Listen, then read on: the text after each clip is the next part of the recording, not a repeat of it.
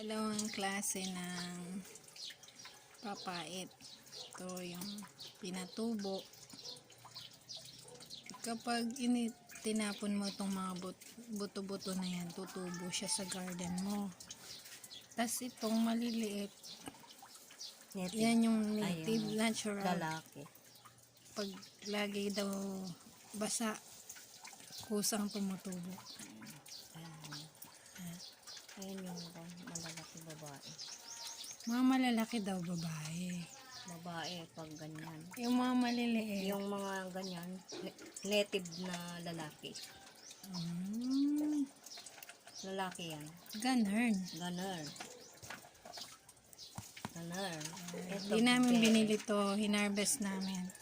Yan, ganyan kadami ang harvest. Ayan. Harvest namin. Gigisa lang to sa Nakalibre pa. kamatis. Lagyan ng kamote. Kamatis. Lagyan ng kamote o crab.